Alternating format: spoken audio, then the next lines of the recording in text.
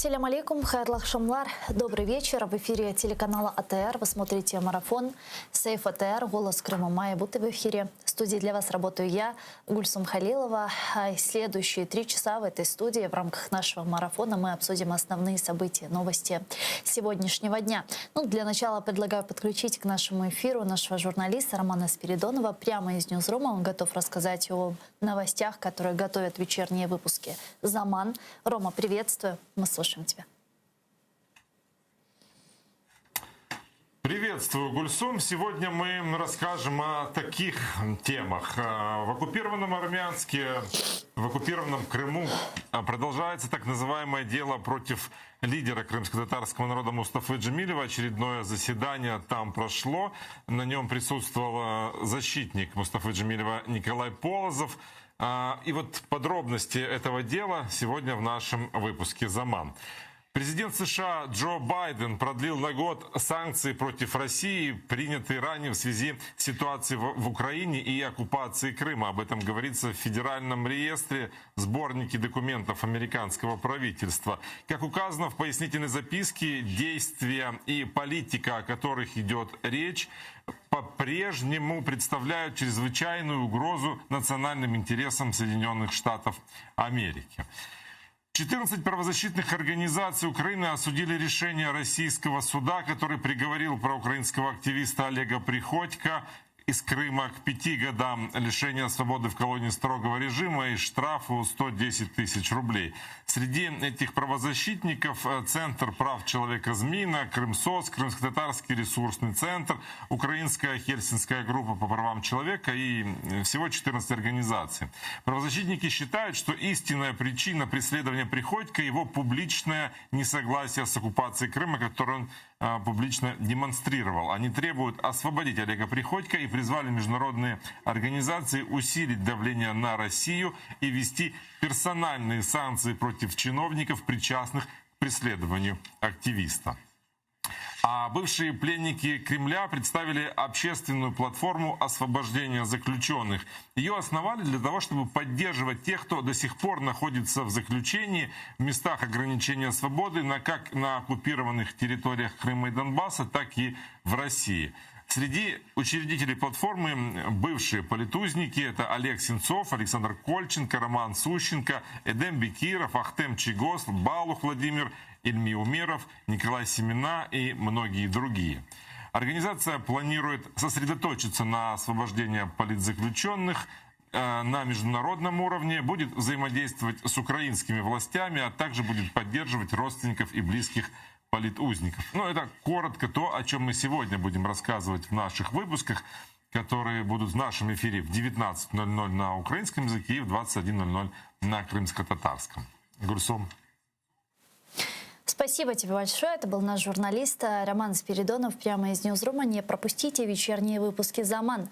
А мы работаем в прямом эфире. Вы можете подключаться к нам в студию на экраны ваших телевизоров. Режиссеры выводят периодически номер телефона +38 073 419 41 58. Звоните нам абсолютно бесплатно по Вайберу. Можете присоединяться по скайпу, адрес которого вы видите на ваших экранах. Сейчас atr.tv — это наш адрес. Подписывайтесь на наш YouTube-канал, телеканал АТР латиницей большими буквами. Там мы вещаем как в онлайн-режиме, так и выкладываем все наши программы в записи и самые интересные фрагменты из наших эфиров. Подписывайтесь на сайт телеканала АТР, atr.ua. Сегодня ваша помощь и поддержка для нас чрезвычайно важна. Мы продолжаем вести марафоны «Сейф АТР. Голос Крыма». Майя Буты в эфире, так как финансовые проблемы телеканала АТР все еще не решены. Что ж, я перехожу к обсуждению вышеупомянутых новостей. Действительно, сегодня в Крыму оккупационные власти продолжают рассматривать уголовное дело против лидера крымско-татарского народа Мустафы Джемилева. Напомню, управление оккупационного следкома России в Крыму 13 апреля предъявило Мустафе Джемилеву обвинение по 3 статьям Российского уголовного кодекса. Это пересечение госграницы России иностранным гражданином, въезд которому в Россию не разрешен, совершение группы лиц по предварительному сговору, небрежное хранение огнестрельного оружия и незаконное приобретение, хранение боеприпасов. Сам Мустафа Джемилев сообщил, что намерен до доказать абсурдность обвинений оккупационной стороны в Европейском суде по правам человека. С нами сейчас адвокат Николай Полозов на прямой связи. Николай, здравствуйте. Добрый день. Николай, расскажите о подробности сегодняшнего судебного заседания. Сегодня в городском суде Армянска состоялось 21-е судебное заседание по делу против Мустафы Джемилева. И в ходе судебного заседания обвинение продолжило представлять доказательства. Сейчас стадия представления доказательств стороны обвинения. Именно обвинение представляло письменные доказательства из материалов дела, и судом были исследованы документы, содержащиеся в 9 и частично в 10 томах уголовного дела. Эти документы касались обвинений Мустафы Джемилева в небрежном хранении оружия и в незаконном хранении боеприпасов. Из оглашенных документов стало известно, что Мустафа Джемилев на законных основаниях приобрел огнестрельное оружие еще в 1996 году, и до 2013 года на протяжении почти 17 лет ежегодно проходил все проверки соответствующими компетентными органами. Никогда никаких нареканий не поступало в его адрес. Все было абсолютно точно по закону, все он продлевал вовремя. Кроме того, удалось установить то обстоятельство, что Мустафа Джемилев, который был допрошен в качестве свидетеля по делу его сына, подробно давал соответствующие показания, и из них следует, что никакого небрежного хранения оружия не было, оно хранилось всегда в сейфе. Ключи от этого сейфа были в закрытом от посторонних месте, и добыть эти ключи можно было только со взломом.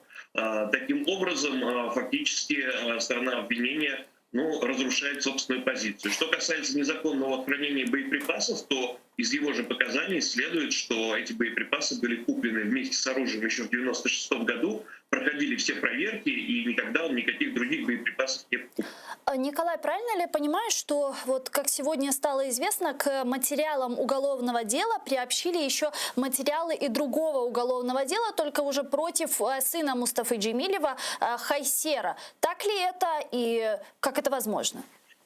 Да, это так. Материалы уголовного дела фактически были изъяты из дела его сына Хайсера и фактически вложены без какого-либо обоснования в наше уголовное дело. Причем любопытно, что дело Хайсера расследовали дважды. Сначала это были украинские правоохранители в 2013 году, а уже после начала оккупации Крыма этим занимался российский следователь Магомедов, тот же самый, который расследовал дело против самого Мустафа. И фактически этот следователь просто взял копии документов, которые у него остались после дела Хайсера, и без, скажем так, ненадлежащим образом, противоречащим уголовно-процессуальному законодательству, поместил эти материалы в наше дело. Часть материалов суд не исследовал, потому что они на украинском языке, и защита заявила ходатайство о переводе на русский язык этих документов, а по ряду документов было заявлено ходатайство о признании этих документов недопустимыми, поскольку они были в нарушении процедуры, перемещены в дело Мустафы Джемилева, но суд это ходатайство не удовлетворил. А каковы дальнейшие перспективы этого судебного заседания? Как вы думаете, сколько запросит приговор и как долго еще будет это все длиться? На данной стадии мы ожидаем, что еще обвинение будет представлять доказательства суду, свои доказательства. В частности, мы ожидаем, что будут исследованы вещественные доказательства, содержащиеся в материалах дела. Это фото и видеозаписи, сделанные 3 мая 2014 года. И только после этого сторона защиты сможет начать представлять свои доказательства. Таким образом, учитывая динамику этого суда, можно ожидать, что еще несколько месяцев, я думаю, минимум 2-3 месяца, это судебное разбирательство будет длиться. Что касается срока, который может выписать суд, в принципе, уже из тех материалов, которые были судом исследованы, совершенно очевидно, что обвинение полностью развалилось.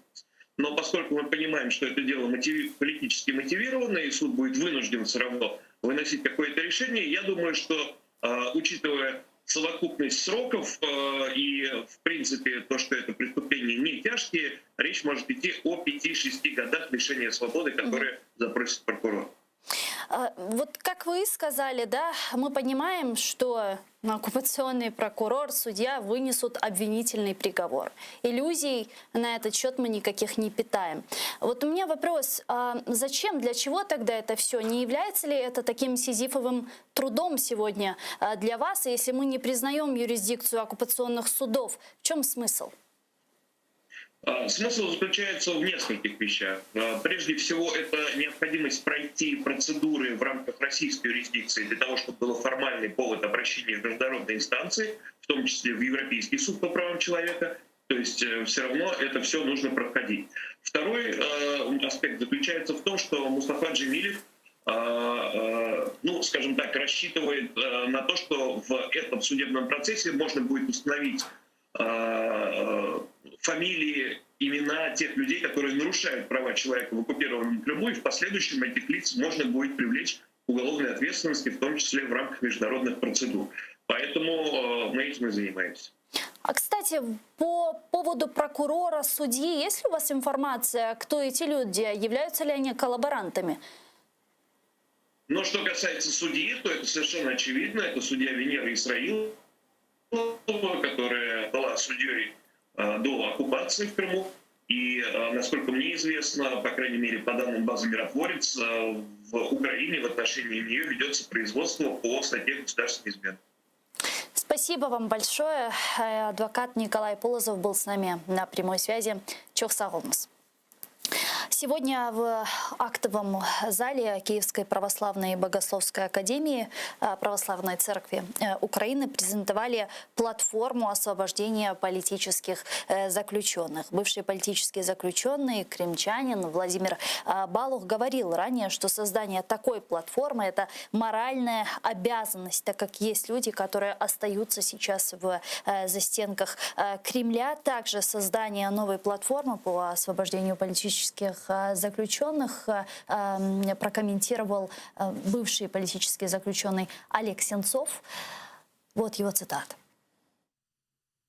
Платформа – це позапартійне об'єднання, яке створено для захисту прав і звільнення всіх, хто ув'язнений з політичних переслідувань за межами нашої країни, на окупованих територіях і всередині країни. Нашою метою є якнайшвидше відновлення справедливості стосовно кожного. Ми хочемо, щоб питання звільнення політв'язнів було постійно у фокусі суспільної уваги, стало пріоритетним як для органів української влади, так і наших друзів і партнерів за кордоном.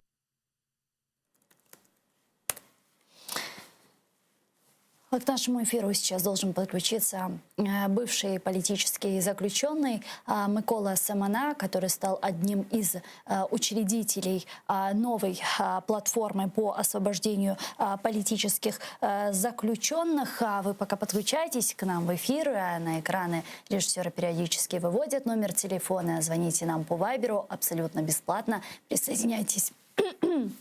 Простите, по скайпу atr.tv, это наш адрес. Ну и подписывайтесь на сайт телеканала ATR, atr.ua, это наш адрес. Сегодня ваша поддержка и помощь для нас чрезвычайно важна. И, возможно, для вас 100, 200, 50 гривен – это небольшая сумма, но сегодня в условиях, когда телеканал АТР находится в сложном финансовом положении, эта помощь для нас очень важная. Я хочу поблагодарить всех тех, кто находится с нами и поддерживает нас и морально, и материально.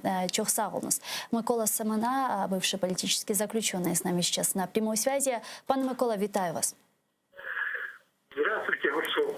Здравствуйте. Пане Микола, ну, расскажите нам про платформу освобождения политических заключенных. Что это за платформа, чем она будет заниматься, какие основные задачи и цели ставит перед собой? Ну, на последних встречах, тех, которые мы были и встречались, ну, мы уже стали такими друзьями, приятелями, и люди, которые были в заключении в Крыму или в России. Вот. Мы решили, что того, что сейчас делается для освобождения наших коллег, заключенных крымчан и в Крыму, и в России, еще делается недостаточно. Поэтому мы решили улучшить, углубить и ускорить эти процессы. Для этого мы создали специальную платформу, в которой объединились практически все те, кто сейчас находится в Украине и был политическим заключенным в Крыму и в России. Это, как уже говорилось, не партийная организация. Мы находимся вне политики, и у нас нет других задач, кроме как способствования освобождению наших коллег, которые находятся в заключении. А как И, понять, скорее всего, их освобождение. как понять, вот вы говорите, мы находимся вне политики, ну, это что значит? Мы же понимаем, что политические заключенные, да, это все политически мотивированные уголовные процессы. Вы понимаете, дело в том, что вы правильно говорите, но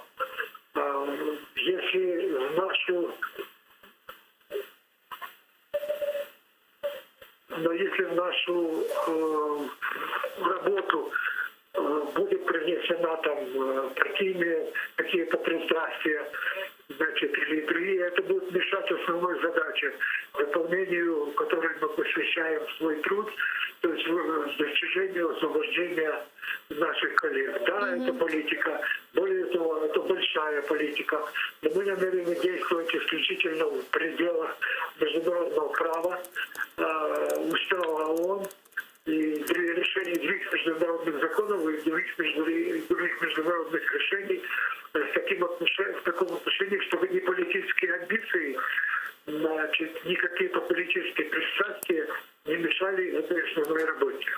Скажите, а будет ли ваша платформа по освобождению политузников взаимодействовать с государственными органами по Крыму? Ведь у нас есть Главное управление СБУ по Крыму, Главное управление нацполиции, постоянное представительство президента в Крыму и Министерство по вопросам реинтеграции временно оккупированных территорий, которое в частности занимается предоставлением помощи, финансовой помощи политическим заключенным. Вот как будет происходить это взаимодействие? Будет ли оно происходить, осуществляться? Да, безусловно, этот вопрос мы также обсуждали. Значит, и некоторые были предложения, чтобы абстрагироваться от власти и действовать как-то самостоятельно. Но мы понимаем, что у нас очень ограниченный ресурс по влиянию на российские органы власти, и поэтому, естественно, мы будем сочетать наши усилия с усилиями всех государственных органов, начиная с офиса президента, и продолжая и Министерством иностранных дел, Министерством внутренних дел, нацполицией и другими органами государственными, а также как и с общественными организациями, в том числе и крымскими, украинскими и международными правозащитными организациями. И, пане Микола, я понимаю, что вы вот только сейчас создана эта платформа, возможно, вот все контуры еще не очерчены, но все же вот хотелось бы понять вот по пунктам, да, вот какую роль вы в первую очередь свою видите в рамках этой платформы, чем вы конкретно будете заниматься. И вот вы сказали, что эта платформа будет заниматься улучшением вопросов по политзаключенным. Вот что именно, вот какие главные тезисы, вот маркеры вы бы отметили? Ну, во-первых, как журналист я понимаю, что еще даже не все преступления оккупантов в Крыму по отношению к правам человека и по отношению к заключенным, еще не все даже факты обнародованы. И поэтому еще предстоит очень много людей и фактов таких разыскать и обнародовать. Это в первую очередь. Дальше во взаимодействии с органами власти, прежде всего с правоохранительными органами, мы будем устанавливать, где находятся эти люди, если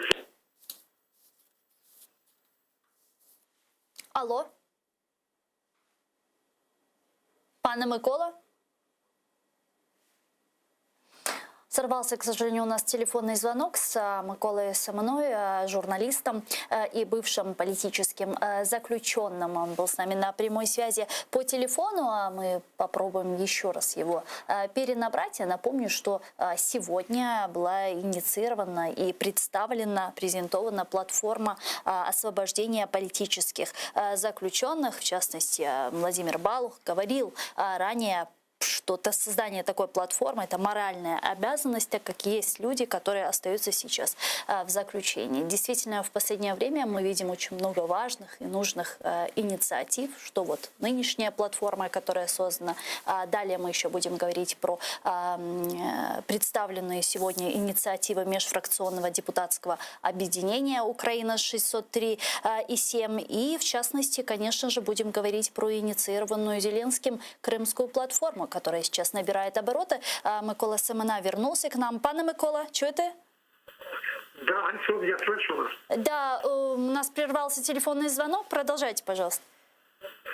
Ну, я уже сказал, что нужно народовать и придавать гласности эти факты и путем гласности, путем публикации указывать помощь им, которую мы в состоянии будем сделать, а также разрабатывать пути, возможные пути для того, чтобы освободить этих людей.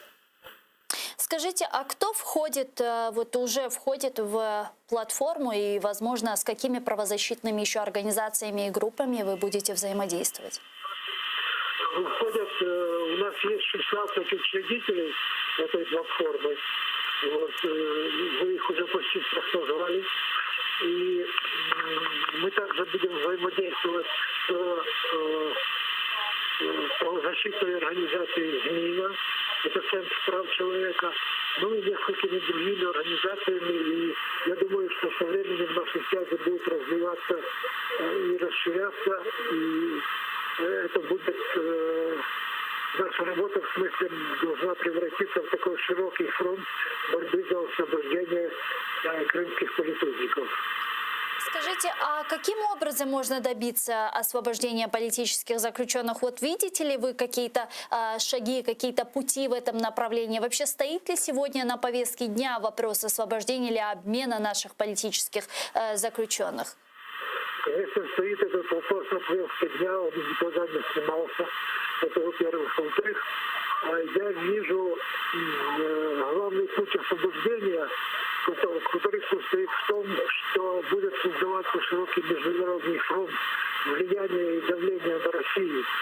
Вот, я думаю, что наша платформа будет партнером и участником той международной платформы, форум, который состоится в августе нынешнего года. И таким образом нам удастся сформировать сильное объединение, я думаю, может быть, большинства стран мира с участием Организации Объединенных Наций, с участием областей и других влиятельных международных организаций, с тем, чтобы оказывать давление на Россию, чтобы предъявить ей ультиматум и потребовать, среди прочего, освобождения политических заключенных в лучшем варианте, как это говорилось бы, если бы всех на всех. Но жизнь покажет, как это будет продвигаться, и мы будем смотреть и корректировать свою работу в зависимости от тех результатов и тех возможностей, которые будут открываться перед нами.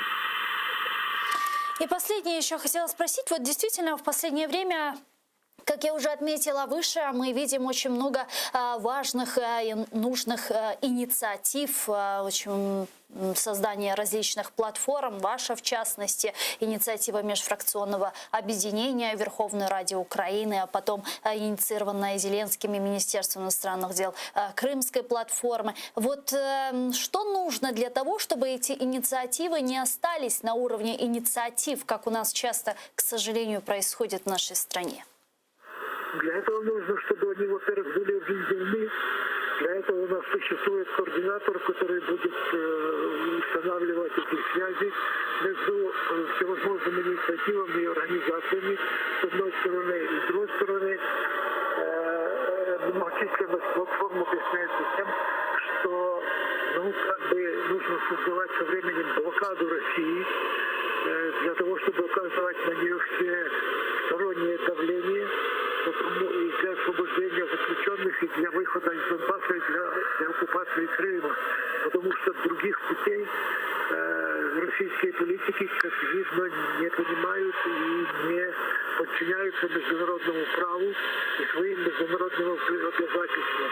Поэтому все аналитики видят сегодня путь к решению этой задачи исключительно в создании фронта международного давления на Россию и создании против нее таких санкций, которые будут ощутимы и которые будут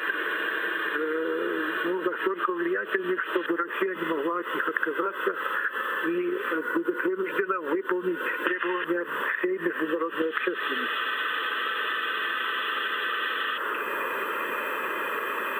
Наш журналист с Крыма и бывший политический заключенный был с нами на прямой связи. Я бы хотела зачитать для вас заявление платформы, основателей платформи по освобожденню політичних заключених. Платформа – це безпартійне об'єднання, яке створене для захисту прав та звільнення всіх, хто ув'язнений через політичне переслідування поза межами нашої країни на окупованих територіях та всередині країни. Нашою метою є найскоріше відновлення справедливості щодо кожного. Засновники платформи – 16 колишніх політв'язнів, які в минулому були ув'язнені російським режимом за боротьбу проти російської агресії. Це Асеєв Станіслав, Балух Володимир, Бекіров Едем, Гриб Павло, Жемчуг Володимир, Карпюк Микола, Кольченко Олександр, Козловський Ігор, Мовенко Ігор, Панов Євген, Рамазанов Смейл, Семен Микола, Сенцов Олег, Сущенко Роман, Чигос Ахтем, Шумков Олександр. Платформа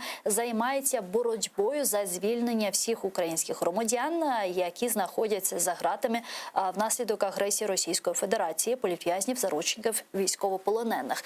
Ми також засуджуємо незаконні політично мотивовані переслідування проукраїнських активістів, патріотів в Україні. Платформа діє виключно на основі норм міжнародного права, внутрішнього законодавства України, норм статуту Організації Об'єднаних Націй, міжнародних конвенцій та рішень міжнародних судів і резолюцій інших міжнародних правових організацій. Платформа відкрита до співпраці з українськими та міжнародними спільнотами, які працюють в напрямку звільнення українських політв'язнів. Ми прагнемо, щоб питання звільнення політв'язнів були постійно в фокусі суспільної уваги, стали пріоритетними як для органів української влади, так і наших друзів та партнерів за кордоном. Платформа приймає рішення на основі обговорення питань всіма її учасниками. Вона має координатора Ігор Гриб для організації своєї діяльності. Ми заявляємо, що в своїй діяльності протистоятиме агресії Росії, боротимемось за повернення тимчасово окупованих територій, працюватимемо заради свободи та незалежності нашої держави, говорится в сообщении платформы по освобождению политических заключенных. Также сегодня в Верховной Раде Украины состоялся пресс-брифинг на тему презентации государственных инициатив межфракционного депутатского объединения для защиты национальных интересов, деоккупации Крыма и Донбасса, политика непризнания, новая санкционная политика, поддержка политических заключенных, защита коренных народов. С нами сейчас на прямой связи Єлизавета Єсько, член Комітету Верховної Ради з питань зовнішньої політики та міжпарламентського співробітництва, голова української делегації, екс-голова української делегації у Парламентській асамблеї Ради Європи, народний депутат України, фракції «Слуга народу» Лиза Ясько. Пані Лиз, вітаю вас. Добрый вечер. Да, скажите, пожалуйста, вот расскажите об этой презентации подробнее, презентации государственных инициатив межфракционного депутатского объединения. Что входит в число этих инициатив? Я розпочну з того, що Україна 637 міжфракційне об'єднання має дуже символічну назву, бо 637 – це тисячі квадратних метрів України разом з Кримом і Донбасом. Я щиро вірю, що ми повинні наголошувати на цьому, що це ті кілометри, які належать Україні. Це є Україна, Україна різна, Україна цікава, Україна єдина. І ми повинні стояти на сторожі ініціатив, які дозволяють наблизити деокупацію і захищати наші інтереси. В парламенті і взагалі в українському політикумі досить багато різних ініціатив є, але буває так, що ми можемо бути необ'єднаними, буває так, що різні політичні баталії починаються. Наше ж міжфракційне об'єднання – це про об'єднання, це про життя заради України конкретними законодавчими ініціативами. А співголовами на даний момент є я, а також Рустем Умєров. До міжфракційного об'єднання війшли також наші військові, які є в парламенті. Мустафа Агаджмілєв підтримав це. І ми вже напрацювали план законопроєктів, які ми будемо далі розробляти, а цього тижня зареєстровані конкретні ініціативи. Так, будь ласка. Уточняющий вопрос. Вот это межфракционное объединение 603.7, это другое, да? То есть это не связано с межфракционным объединением «Крымская платформа», насколько я понимаю. Это две разные инициативы. Правильно? Дивіться, так, це дві різні ініціативи, але просто вони в чем об'єднані. смысл, чем они друг от друга будут отличаться? Потому что, насколько я понимаю, в другом межфракционном объединении вы также есть, и также есть Рустем Умеров и ряд других народных депутатов. Вот чем эти две инициативы, две межфракционные группы будут друг от друга отличаться? Кримська платформа – це лише про Крим. А наше міжфракційне об'єднання – це взагалі про Україну. Про Україну дуже як з широким фокусом на наші території, на наші інтереси, на нашу санкційну політику, на нашу зовнішню політику, на допомогу політв'язням. Я також чула, ви тільки що читали заяву. Ми плануємо також законодавчі ініціативи, які дозволять більше захищати наших політичних в'язнів.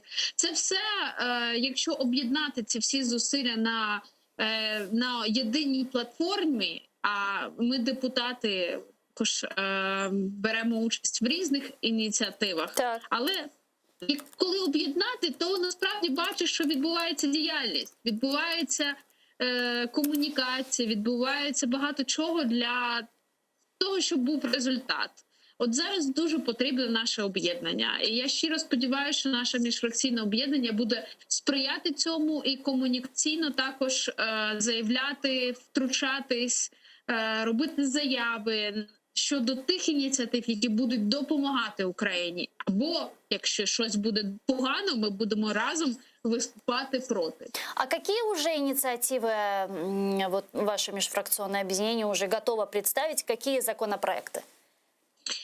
Законопроекти про санкційну політику, це про засади санкційної політики, це новий закон, який, по суті, усуває юридичні проблеми в нашому санкційному законодавстві, створює санкційне бюро, прописує конкретну відповідальність за порушення, якщо ти співпрацюєш з агресором. Це також пакет законів по невизнання. По суті, ми не толеруємо більше висловлювань публічних осіб, що вони кажуть, що в Україні громадянська війна відбувається або Крим належить Росії. Ми цього не толеруємо і запроваджується конкретна відповідальність, як і в вигляді штрафів і позбавлення волі. І третє, то есть это может коснуться нардепов из ОПЗЖ в том числе? Звичайно. Наразі в парламенті є декілька ініціатив там про колаборантів. Я хочу нагадати, що цей законопроект про невизнання, про який я зараз говорю, ми над ним вже працюємо багато місяців і вже його подавали того року, його відхиляли. Зараз ми його допрацювали і знову подаємо. Але зараз я сподіваюся, що буде більше волі, тому що зараз ми бачимо, що президент Зеленський ввів санкції, зараз РНБО займає таку дуже публічну, комунікативну, активну позицію. Тому сподіваюся, що в цей раз буде підтримка. Дякуємо дуже, пані Ліза. Бажаємо вам успіхів. Дякуємо за вашу працю. Елизавета Ясько, народный депутат Украины, фракция «Слуга народа», была с нами на прямой связи. А сейчас к нам присоединяется Ганна Лачехина, политичный аналитик и консультант. Пані Ганна, вітаю вас. Селям алейкум. Доброго вечера. Доброго вечера. Пани Ганна, действительно, в последнее время мы видим очень много различных инициатив в направлении деоккупации наших оккупированных, временно оккупированных территорий. Не сложится ли так, что инициативы останутся лишь на уровне инициатив, и что должно произойти, чтобы они все-таки были более активными, более действенными, более эффективными? Да, ну, в випадку, коли ми говоримо про план деокупації, мабуть, актуальний вислів, що крапля робить океан, і, можливо, чим більше таких ініціатив, тим краще, і все в комплексі воно має спрацювати. Але, звичайно, добре, коли розмови завершуються результатом. І все, що зараз ми почули від представниці цього об'єднання, це гарні кроки. Тим не менше, важливо все-таки говорити про те, як ми будемо потім реінтегрувати ці території, коли вони будуть деокуповані. І один з важливих аспектів, на мою думку, це перехідне правосуддя. Треба готувати сані злітка. Тому маємо вже зараз готувати механізми, як ми будемо карати винних, як ми будемо встановлювати справедливість, як ми будемо відшкодовувати збитки, і як ми будемо примирювати людей на територіях, які вже 7-й рік перебувають під окупацією, агресією з боку Російської Федерації. Но до реинтеграции, насколько я понимаю, нужно заниматься сначала вопросом деоккупации, стратегии деоккупации наших территорий. Вот вы наблюдаете какую-то активную позицию и действия в этом направлении? То есть по какой стратегии мы сейчас идем? Есть ли эта стратегия? На жаль, не можу сказати, що в Україні є чітке бачення, як має відбуватися процес деокупації. І робота нормандського формату, робота тристоронньої контактної групи з кожним їхньою зустрічю і засіданням свідчить лише про те, що, на жаль, це поки що рух в одному напрямку. І з боку агресора в будь-якому конфлікті завжди є дві сторони, і мають обидві сторони рухатися назустріч один одній. Але, на жаль, з боку Російської Федерації ми досі не бачимо кроків поступу до примирення. Навіть з останнього... Ну, было бы слишком наивно ждать от России каких-то действий в направлении достижения мира и так далее. Ну, принаймні, ми знаємо заяву останнього президента Європейської Ради, який казав про те, що принаймні Росія могла би повернутися до координаційного центру, звідки вона вийшла, коли українська і російська сторони вони фіксували порушення на лінії розмежування.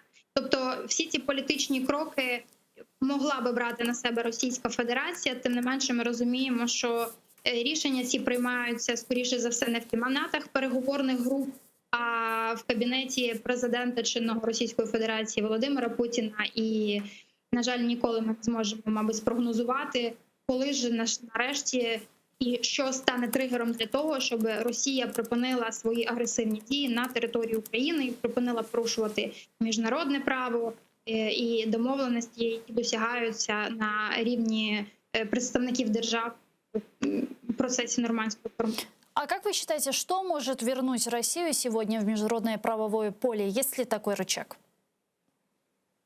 Ну, знаєте, важко сказати, коли у такої великої країни такі імперіалістичні, гегемонічні настрої і такий шалений апетит до захоплення інших територій, скоріше за все, мова йде про безпековий блок, про систему колективної міжнародної безпеки, яка формувалася, останній раз переглядалася після Другої світової війни, і на той час поступи і міжнародні організації, які на той час складалися, це були результатом переговорів і компромісів з боку конфліктуючих сторін. Це був результат примирення і політичних домовленостей. Коли тільки починалася агресія на території України з боку Росії, експерти говорили про те, що можливо це заклик і ознака того, що Росія бажала би таким чином звернути на себе увагу і агресивно хотіти змінити цю систему колективної безпеки. Тому, можливо, якраз ключ цього розв'язання лежить у міжнародних інститутах, які формують на сьогоднішній день світовий порядок. А насколько сегодня цивилизованный мир, скажем так, западный мир консолидирован в вопросе сдерживания России и внедрения более радикальных санкций? Ну да, звичайно, щодо радикальніших санкцій поки що мови немає, але принаймні ми можемо завдячувати нашим партнерам, що вони продовжили свої санкційні режими, і як в адміністрації президента США нового Байдена, і в Європейському Союзі. Тому можемо бути за це вдячними, і ми таким чином розуміємо, що досі це є нашими союзниками, і ми маємо продовжувати рухатися в цьому напрямку. Але, звичайно, Україна як держава, і президент Зеленський, і всі представники, які представляють Україну на міжнародній арені, мають проявляти більш активну, проактивну і впевнену позицію на захист своїх інтересів і об'єднувати своїх членів союзників і інших держав навколо нашої спільної проблеми. Ну, зокрема, переговори з НАТО і реформи в Україні в сфері правоохоронної, оборонної діяльності – це дуже гарний сигнал і, можливо, правильний крок в напрямку посилення своєї боєздатності, правоздатності і заявлення про себе як про повноправного члена на світовій арені. Вот вы упомянули Донбасс. Я бы хотела подробнее остановиться на этом вопросе и обсудить. Пресс-секретарь президента России Песков заявил, что эскалация на Донбассе происходит по вине украинских бойцов, тогда как военное руководство Украины утверждает обратное. Давайте послушаем его цитату. Мы действительно с глубокой озабоченностью наблюдаем за растущей напряженностью на линии соприкосновения. Мы фиксируем все чаще и чаще обстрелы территории Донбасса со стороны украинских вооруженных сил или разных формирований, которые у Украины имеются вблизи линии соприкосновения. Мы фиксируем вход украинских военных в те зоны, где они не должны быть после завершения разведения. Все это повод для серьезной обеспокоенности. Глава украинской делегации в ТКГ Леонид Кравчук считает, что осложнение военной ситуации на Донбассе в последнее время – это реакция России на активизацию действий Украины в отстаивании своих позиций. Останнім часом і президент Володимир Зеленський, і Верховна Рада, і наша делегація у тристоронній контактній групі значно посилили активність, плюс санкції. Тобто Росія побачила, що Україна від слів перейшла до справи. Те, що раніше не робилося, хоча були можливості, зараз реально здійснюється. Думаю, все це в цілому створило таку ситуацію, коли Росія відчула, що тиск на неї посилюється. І в таких випадках, як показує досвід, опонент намагається довести, що він теж, мовляв, не спить. І він починає якісь дії. Также он отреагировал на последнее заявление боевиков, в частности, разрешение на обстрелы украинских позиций он расценил как угрозу одностороннего выхода России из перемирия. Вот его цитата. Позиція глави української делегації. Ми розцінюємо цю заяву як загрозу одностороннього виходу російської сторони з режиму припинення вогню і загрозу виконання мінських домовленостей. Консультації тривають. З нами зараз на прямому зв'язку Сергій Гармаш, представник окремих районів Донецької області України в трьохсторонній контактній групі в Мінську. Пане Сергію, вітаю вас. Салям алейкум. Добрый вечер. Пане Сергію, с чем вы связываете эскалацию конфликта на востоке Украины? И есть ли действительно угроза одностороннего срыва перемирия, о чем говорит Леонид Кравчук? Ну или в принципе, по-вашему, этого перемирия и не было? Нет, я думаю, что перемирие было на уже, скажем так. И, скажем так, для того, чтобы открывать огонь, боевикам не нужно делать какие-то заявления. Они открывали и открывают его и без всяких заявлений. Поэтому это заявление – это чисто информационная акция, направленная скорее на психологическое давление на украинское руководство, на наших западных партнеров, которые не хотят, естественно, военной эскалации. первую очередь. А все это вызвано тем, что действительно Украина не оправдала ожиданий в России, что она действительно начнет вести прямой диалог с Донецком и Луганском, к чему впливается российская сторона. Более того, Украина начала действительно действенную политику в ответ на агрессию России, поскольку агрессия гибридная, то и политика, скажем так, касается всех сфер, не только военной, но и информационной, и политической, внутриполитической. И у противника нет сейчас другого инструмента, скажем, быстрой реакции, быстрого воздействия, ответа на действия Украины, кроме как военного. Поэтому действительно они будут пытаться, на мой взгляд, скажем, эскалировать ситуацию, но это не будет возвратом к военным действиям 2014 или 2015 года. Для этого в России сейчас нет ни материальных, ни человеческих ресурсов просто. Это будет кратковременная ситуация, скорее всего, для того, чтобы все-таки принудить нас пойти на прямой диалог с людьми, которые там держат оружие, которых они называют отдельными от себя. Да? То есть Россия позиционирует себя как посредник, а вот они сторона конфликта. Вот если будет сейчас эскалация, я думаю, что она действительно будет, наверное, краткосрочная, то для того, чтобы нас заставить вести диалог о мире с так называемой, в кавычках, стороной конфликта.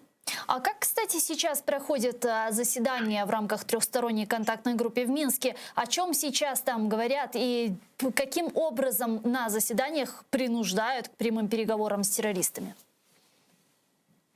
Говорят о том же, о чем уже, я там нахожусь, там 8 месяцев, да, вот это одно и то же все время говорят.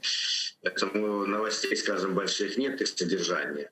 Каким образом? Например, господин Морель, это координатор политической подгруппы ОБСЕ, да, пытается все-таки заставить нас обсуждать план, представленный ОРДЛО. Хотя ОРДЛО, и мы это постоянно заявляем, не член трехсторонней контактной группы, не сторона конфликта. Соответственно, у ОРДЛО не может быть планов, которые могут рассматриваться на официальном уровне. Они могут разрабатывать свои планы, конечно, но вносить на рассмотрение трехсторонней контактной группы любой документ должен член трехсторонней контактной группы. И в данном случае Россия. И мы заявили, что когда Россия внесет их план как свой, тогда мы будем говорить о нем. На сегодняшний день этого нет. Россия просто высказала свою позицию, что план Украины не такой, а вот тот хороший. Дала оценку, скажем так, но не предложила своего плана. Поэтому легитимный план фактически есть только один, украинский. Его мы пытаемся обсуждать. Почему-то господин Морель решил заставить нас фактически нарушить Минские соглашения и обсуждать еще какой-то план. Причем очень недипломатично это дело, потому что наш представитель в политгруппе, представитель Украины, господин Мерешко, задает вопрос представителю России, а господин Морель почему-то не дает ответить представителю России и сам начинает говорить что-то и убеждать нас в том, что нужно давать, скажем, вести диалог с ОРДЛО. А как вы думаете, почему ОБСЕ себя так странно ведет, пытаясь всячески принудить украинскую сторону вести переговоры с террористами? Что происходит с ОБСЕ? Они ведь вроде как бы нейтральные должны быть.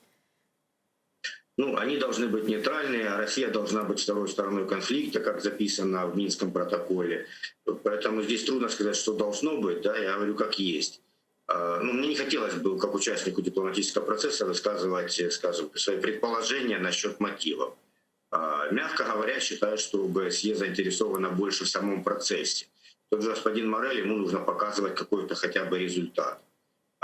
Иначе не будет смысла вообще в процессе и, скажем, в его участии в этом процессе и в получении, извините меня, гонораров, наверное, за этот процесс. Это одно из, скажем, предположений. Это не очень хорошая тема сейчас, чтобы я давал оценки, почему ОБСЕ это делает. Я понимаю. Пане Сергею, и вот что еще хотела спросить. Помните, до Нового года мы с вами в наших эфирах в том числе обсуждали возможное решение РНБО, которое нам обещали представить 5 вариантов действий по урегулированию конфликта на востоке Украины. Где? Почему нету до сих пор? Как думаете, почему не представлено и по какому действию, по какой стратегии мы сейчас идем? Ну, я не думаю, что их вообще будут представлять, и что есть смысл представлять. Все-таки это стратегические планы Украины, и они должны быть засекречены, по идее, да? Как бы, если мы будем рассказывать заранее о них нашему противнику, то они потеряют всякую силу и всякий смысл. Поэтому я знаю, что их сейчас корректируют. Ситуация за год изменилась, когда они были впервые приняты еще в 2019 году. Сейчас происходит корректировка этих планов. Я не знаю, по какому сейчас мы идем плану, поскольку я не посвящен в государственную тайну. Я могу предполагать, что все-таки наши действия по усилению реакции Украины, да, уже действенному более. Потому что мы 5 лет говорили, фактически и Медведчук за это время стал крупнейшим бизнесменом в Украине, крупнейшим политическим деятелем, да, и медиамагнатом фактически. И, скажем, в Минске ничего не происходило фактически. Более того, мы не знали, что там происходило. Вот сейчас я, наверное, больше рассказываю, чем за 5 лет, скажем, мы знали, что там действительно происходит. Сейчас политика меняется. Она меняется в сторону более жесткой позиции Украины, более принципиальной позиции Украины. Это видно даже по риторике того же Леонида Кравчука, который, я помню, когда он пришел, я с ним встречался и пытался выяснить его позиции. И он был настроен, что нужно разговаривать, нужно же как-то договариваться. Я вижу, что сегодня это абсолютно другой человек. Ну, вы заметили, риторика Зеленского в этом вопросе тоже очень сильно изменилась. Особенно после слов о мире в глазах Путина сейчас звучат довольно недвузначные заявления из уст Зеленского, когда он говорит про войну на востоке Украины, когда он уже говорит, что нужно усилять санкции и так далее. То есть вот эта иллюзия о мире, она уже исчезла. Зеленский действительно надеялся договориться с Путиным, и сдерживал себя в некоторых оценках для того, чтобы не портить отношения с человеком, с которым он надеялся договориться. Когда он понял, что договориться не удастся, скажем так, он стал тем, кем должен был стать в любом случае. Я всегда говорил, когда его избрали, что Зеленский вынужден будет стать более антироссийским президентом, чем Порошенко, потому что у Зеленского не будет другого выбора, потому что он обещал, что он договорится с Россией. Россия не хочет договариваться. В этом проблема. Россия создала условия такие Зеленскому, что ему придется действительно действовать для того, чтобы оправдаться перед избирателем, что он что-то делает, да, в этом плане. Тем более, что он искренне, это я уже могу от себя сказать, хочет сделать действительно. Поэтому, да, риторика Зеленского поменялась. Возможно, с этим, опять же, связано то, что поменялась риторика Леонида Макаровича, который прислушивается к Зеленскому, скажем так, действительно, который Зеленский имеет на него влияние. Наверное, один Зеленский имеет на него влияние. Поэтому меняется политика, скажем так. Она меняется под воздействием, опять же, внешних геополитических факторов, внутренних, в том числе и внутрироссийских, наверное.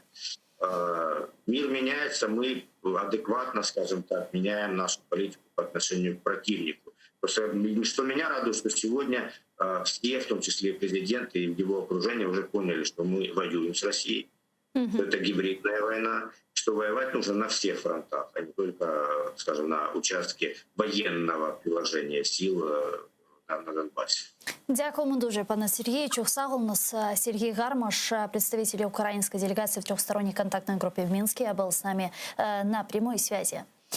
Пані Ганна, вот относительно ОБСЕ, пан Сергей Гармаш с дипломатической точки зрения нам чуть-чуть сказал поверхностно своей позиции относительно ОБСЕ, но все же он ограничен в каких-то высказываниях, потому что находится непосредственно там, внутри трехсторонней контактной группы в Минске. Но вот у вас все-таки хотелось тоже узнать, как вы думаете, почему такая вялая позиция ОБСЕ? Вот только недавно террористы сбили беспилотник ОБСЕ, который зафиксировал десятки военных единиц оккупантов на территории, оккупированных территорий Донецкой области. И вот как-то ОБСЕ все равно на это реагирует довольно інфантильно.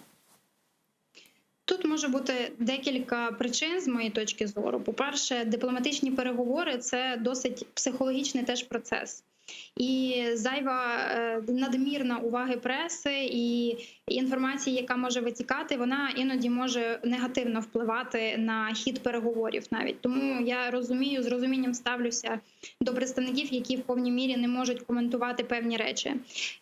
З своєї точки зору, зі свого боку, не хотілося б теж спекулювати і маніпулювати на цьому питанні своїми здогадками. Тим не менше, що можу сказати, маємо розуміти, що ОБСЄ в цій ситуації – це такий собі фасилітатор, медіатор, який намагається бути між двома сторонами, при цьому не займати жодну зі сторони конфлікту, а зберігати свою об'єктивність. Звичайно, коли ми являємося стороною, яка постраждала, ми хотіли би більшої такої активної позиції, нашої позиції, яку б мали підтримувати міжнародні спостерігачі. Тим не менше, вони мають діяти теж за протоколом, мають зберігати певну об'єктивність, дистанціюватися. Але, звичайно, ми маємо вимагати від них також і справедливості. У випадках, коли дійсно порушується міжнародне право, вони мають це фіксувати, вони мають про це заявляти. І не мають приймати активно жодної з позицій конфліктуючих сторін. Я погоджуюся теж з паном Гармашем в тому, що з якоїсь міри члени міжнародних організацій, місії ОБСЄ, вони зацікавлені також і в процесі. Вони зацікавлені, щоб цей процес був максимально мирним, и, звичайно, вони зацікавлені, бо це їхня робота так само. Но так или иначе, это же игра в процесс. Мы же прекрасно понимаем, что Россия настаивает на своем, на что мы, естественно, пойти не можем, потому что это сдача украинских национальных интересов. Украина настаивает на своем плане действий по регулированию ситуации на востоке Украины, на что не соглашается, естественно, Россия. И получается такой замкнутый круг, и идут переговоры, которые, к сожалению, ни к чему не приводят. Как долго это будет длиться? Так і формуються заморожені конфлікти, їх багато по всьому світу, і, зокрема, їх багато і за участю Росії. Той самий приклад Придністров'я, який межує з українською територією. Це заморожений конфлікт, по суті. Звичайно, там зараз немає бойових дій, але тим не менше це територія, яка була свого часу окупована так само. Тому в питаннях таких заполітизованих, конфліктних, розірвати має коло лише одна зі сторін-учасниць конфлікту. І це мають бути якісь радикальні дії. Можливо, з української сторони є якийсь підготований план таких радикальних змін, просто ще не настав час, щоб вони відбулися. Ще до недавнього часу ми не могли собі уявити, що в Україні можуть накласти санкції на проросійські канали, їх закрити, і Рада РНБО може виносити такі радикальні рішення. Будемо сподіватися, що в української влади є такий самий план по деокупації наших територій. Дякуємо дуже, пані Ганна. Чув Сагул, нас Ганна Лачихіна, політичний аналітик, була з нами на прямому зв'язку. Тем временем Россия названа дестабилизирующим государством в стратегии по национальной безопасности, опубликованной администрацией президента США Джо Байдена.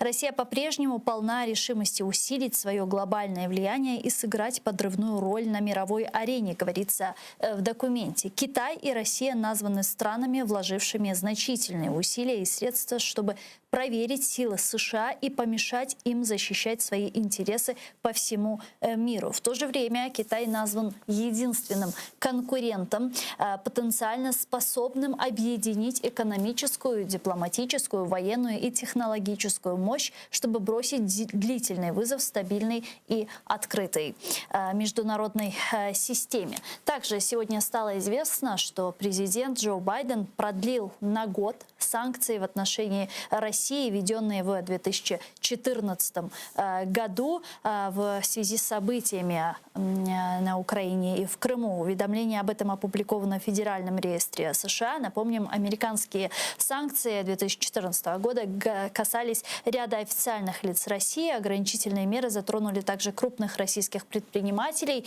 несколько компаний и руководство самопровозглашенных Донецкой и Луганской народных республик. С тех пор санкции ежегодно продлеваются и дополняются. С нами сейчас на прямой связи Борис Кушнірук, голова експертно-аналітичної ради Українського аналітичного центру. Пане Борис, вітаю вас. Вітаю.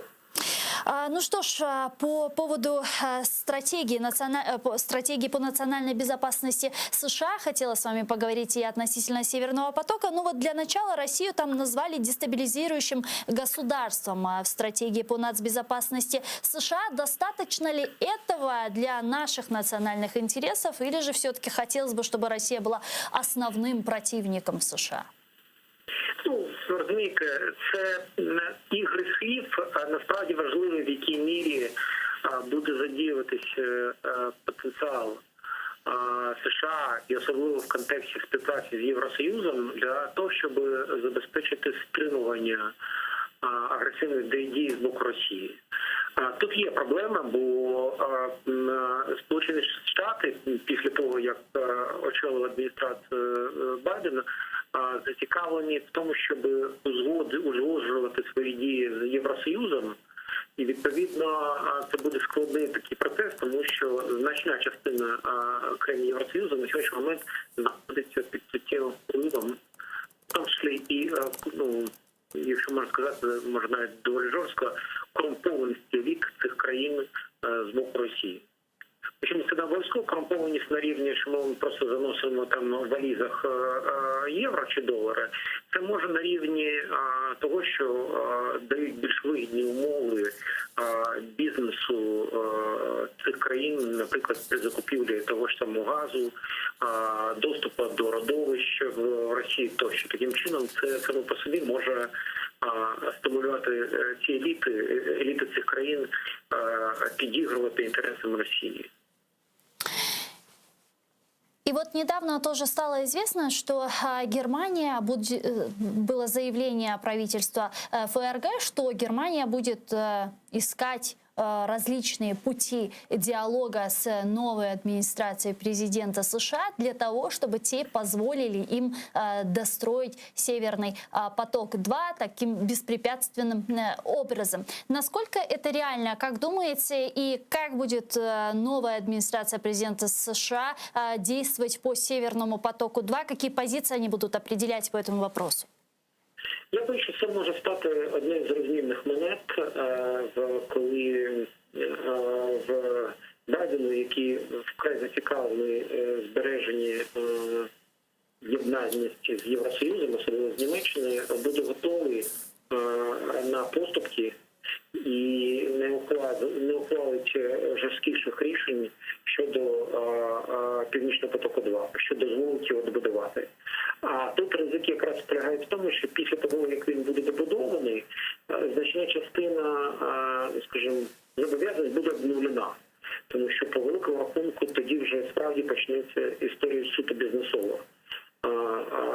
І Росія буде підігрувати Заходу, що значно вигідніше транспортувати газ до Німеччини саме через Північний потік-2, ніж через територію країн, через Україну і територію країн Євросоюзу. Що, до речі, вдаряє по цим країнам в тому числі. А как же вот эта идея и проект продажи Европе американского сжиженного газа? То есть Байден может отказаться от этой идеи, от этого проекта? Рішимо, що вона трошки, ну, скажімо, надумана в плані того, що так швидко це буде реалізовано. По-перше, не всюди в Сполучених Штатах буде сприяти розвитку сланцевого газу і нафти, бо адміністрація Байдена буде більш екологічно налаштована, в тому числі щодо використання методів видобування сланцевого газу в США. Це по-перше. По-друге, потрібно розуміти, що логістично це доволі дороге задоволення транспортувати газ. Тобто його потрібно видобувати, спочатку його переводити в стан заріджений і постачання на танкери. Після того за вивезення танкерами завезення в Європу, там проводити просто переводити його в газовий стан і так далі. Це доволі така недешева історія, тому казати, що США зайняті тільки тим, щоб свій газ постачати в Європу, це, на мій погляд, це трошки перебільшено щодо реальних перспектив. Крім того, що потрібно розуміти, що є країни, які знаходяться значно ближче, і яких заряджений газ є, а вони активно нарощують виробництво. Дякую дуже, пане Борисе. Чохсагл, у нас Борис Кушнірук, голова експертно-аналітичної ради Українського аналітичного центру, був з нами на прямому зв'язку. А зараз до нас приєднується Сергій Герасимчук, заступник виконавчого директора Ради зовнішньої політики «Українська призма». Пане Сергію, вітаю вас. Салям алейкум. Добрый вечер. Добрый вечер. Какова вероятность того, что Соединенные Штаты снимут санкции с Северного потока-2, если будет нейтрализована или вовсе уменьшена угроза остановки транзита российского газа через Украину? Или такой вероятности нет вообще? Знаєте, я не фахівець з питань Північного потоку-2, але можу сказати про те, що, як то кажуть, ідея в повітрі. Ця ідея полягає в тому, що зараз Сполученим Штатам Америки і Німеччині дійсно треба відновити трансатлантичний діалог, покращити ситуацію у порівнянні з тим, що відбувалося під час каденції президента Трампа. І, вочевидь, Північний поток-2 є одним з предметів, які обговорюються зараз на рівні канцелярії Німеччини і Білого дому.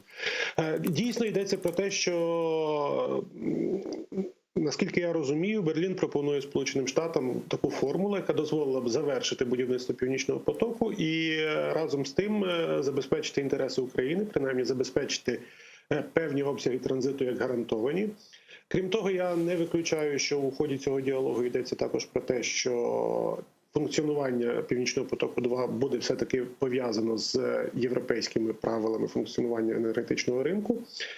І так само мені видається, що питання поведінки Росії і в контексті прав людини на території самої Росії, і в контексті порушень прав людини на окупованому Криму, і в контексті порушення міжнародного права також мали би бути враховані в цьому пакеті. І, в принципі, я гадаю, що Берлін готовий до діалогу з цих питань, справа лише в нюансах. Як мені видається, німецька позиція полягає в тому, що наявність Північного потоку-2 – це не тільки вигода. Безумовно, елемент вигоди тут є. Тобто Німеччина таким чином стає енергетичним хабом для Європи. Але є елемент того, що це один з важелів впливу на Російську Федерацію. Тобто німці завжди можуть говорити про певні умови, певне conditionality, яке мало би виконуватися для того, щоб функціонував Північний поток-2. Тобто тут є обидва моменти, їх обидва треба враховувати. І про те, що говорив пан Кушнірук про LNG-термінали, це теж є предметом домовленостей між Німеччиною та Сполученими Штатами. Власне, Німеччина уже ще за Трампа почала інвестувати кошти у побудову LNG-терміналів на своїй території. І я думаю, що зараз предметом обговорення, предметом діалогу також є державна підтримка побудови LNG-терміналів, які мали би задовольнити американську сторону. Тобто, з одного боку, більш поступливими є американці, з іншого боку, більш поступливими стають німці. Ну а те санкции, которые сегодня есть, американские санкции в отношении компаний, которые причастны к строительству Северного потока, получается, они недостаточны для возможности незавершения этого проекта? Справа в тому, що наявні санкційні механізми, вони дуже загальмували Північний потік-2, це правда. Але так само вони призвели до того, що у самій Німеччині створюються юридичні механізми, які б дозволили обійти санкції. Це і створення екологічного фонду, який, власне, міг виступити в якості структури, яка буде закуповувати обладнання і послуги для завершення проекту. І тут теж треба звернути увагу на важливий внутрішньополітичний момент у самій Німеччині. Йдеться про те, що у Німеччині цього року будуть вибори до Бундестагу, а регіони, в яких буде точка виходу Північного потоку-2, є не дуже розвиненими економічно. І німецька сторона так само прагне показати, що ось створюються робочі місця, і таким чином правляча ЦДУ, ЦСУ хоче здобути собі більшу підтримку на виборах до наступного Бундестагу. Сегодня еще в столице Польши, Варшаве, запланирована первая встреча Люблинского треугольника Польша, Литва, Украина в формате советников президента по национальной безопасности. На прошлой неделе президент Зеленский провел телефонный разговор с президентом Республики Польша Анджеем Дудой, и, среди прочего, они там и обсуждали вопрос Северного потока-2. Как вы думаете, какие вопросы сегодня будут на повестке дня в рамках Люблинского треугольника? Можемо виходити з чистої логіки з самого Люблінського трикутника як формату.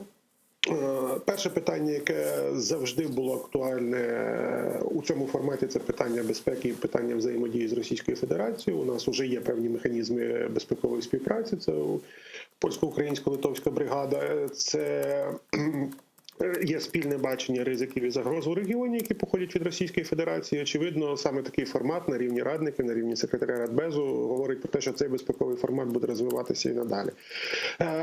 Всі три країни ніколи не були прихильниками Північного потоку, тому що не розглядають його як економічний проєкт, а розглядають його як геополітичний виклик Європейському Союзу і Україні. І відтак я думаю, що це питання так само піднімалося і буде підніматися надалі у форматі Люблінського трикутнику. Третій момент – це, безумовно, Білорусь. Тривалий час Польща і Литва виступали основними спікерами з боку Європейського Союзу стосовно того, що відбувається в Білорусі, що природно це держави-сусідки. Україна була більш обережною у своїх визначеннях, беручи до уваги, що ми намагалися утримувати прагматичний діалог з президентом Лукашенком. Однак тепер, коли, по-перше, Україна не визнає Лукашенка за президента де юре, тому що вибори відбувалися з значними порушеннями. По-друге, суто з етичної точки зору, беручи до уваги, що дозволяли собі білоруські силовики по відношенню до протестуючих. І по-третє, беручи до уваги, що Білорусь дедалі більше переходить в орбіту Російської Федерації, я думаю, Україна тепер теж буде суголосною з Польщею і Литвою. І питання Білорусі теж буде обговорюватись. Тобто мы можем синхронизовать свои действия стосовно Беларуси. Скажите, а если вот полностью Россия сейчас поглощает Беларусь, какую это угрозу несет для Украины? Це складне і хороше питання. В принципі, це буде загроза, яка складається з кількох компонентів. Перший компонент – це, безумовно, військовий компонент. Тобто, уже зараз ми знаємо про витоки інформації про те, що білоруські прикордонники готові до співпраці з ФСБ Російської Федерації, і уже зараз вони готові бути розміщеними на кордоні з Україною, на українсько-білоруському кордоні, що допускає певні ризики. Другий момент – це, власне, загроза не тільки для України, а й для Європейського Союзу, тому що таким чином кордони Росії з Європейським Союзом ще більшими стануть, і виклики стануть ще більшими. І, по-третє, Лукашенко неодноразово заявляв до попередніх виборів про те, що він ніколи не допустить вторгнення з боку Білорусі на територію України. Однак тепер, по-перше, невідомо, чи він притримується тієї самої думки, а по-друге, чи зможе він дійсно не допустити чогось, якщо цього захоче Москва. Угу. А насчет протестного потенциала Беларуси, можно ли сказать уже сегодня, спустя 7 месяцев, что он полностью сошел на нет?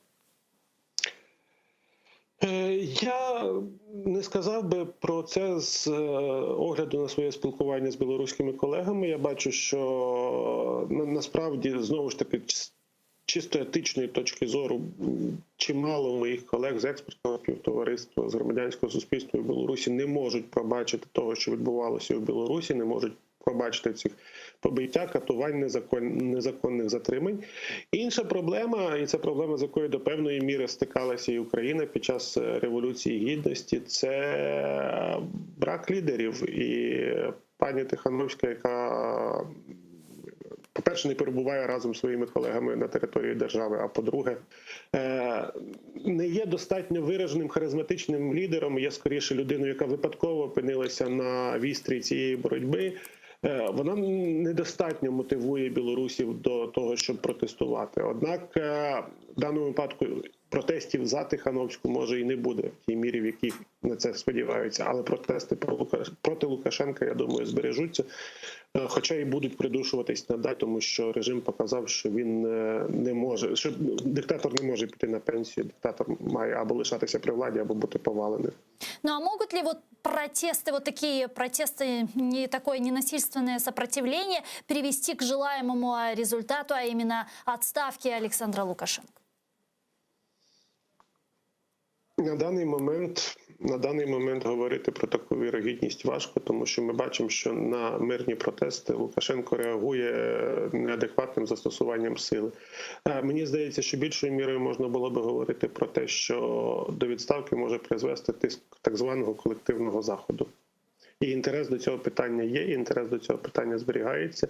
І на тлі того, що відносини з Росією погіршились після кейсу Навального, я думаю, що у Європі прокинулись і тиснутимуть на Лукашенка більшою мірою, ніж це було дотепер, коли його розглядали як нехай і останнього диктатора Європи, але загалом такого безобідного диктатора. Дякую дуже, пане Сергію. Дякую Чувсал у нас Сергій Герасимчук був з нами на прямому зв'язку, заступник виконавчого директора Ради зовнішньої політики «Украинская призма». Ну, я с вами не прощаюсь, мы прерываемся буквально на несколько секунд, а далее в этой студии мы продолжим наш эфир. Сейф АТР «Голос Крыма» має бути в эфире. В студии для вас работала я, Гульсум Халилова. Не переключайтесь, увидимся через несколько секунд.